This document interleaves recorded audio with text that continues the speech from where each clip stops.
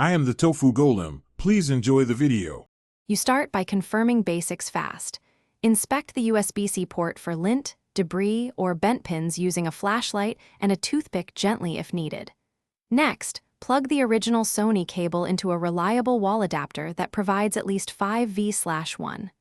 5A, this establishes a solid baseline for charging.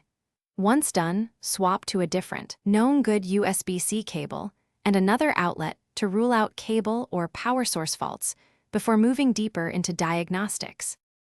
Now you perform intermediate diagnostics to isolate software or battery issues.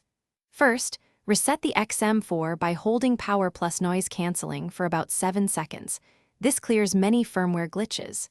Then, power the headphones off and plug them in. Sometimes charging only works when off.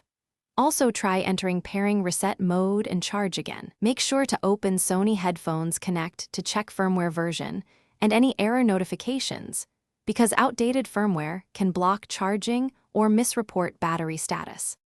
For final fixes, carefully clean the USB-C contacts with a 90% plus isopropyl swab, letting it dry fully to restore connection.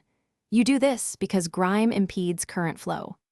If charging remains inconsistent, attempt a hard reset by holding the power for 30 seconds and perform 3 full discharge/charge cycles to recalibrate the battery meter.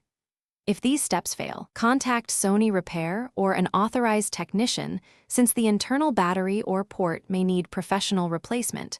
One key tip: document behavior and tests before sending it in. Thanks for watching. Consider subscribing if we helped you today.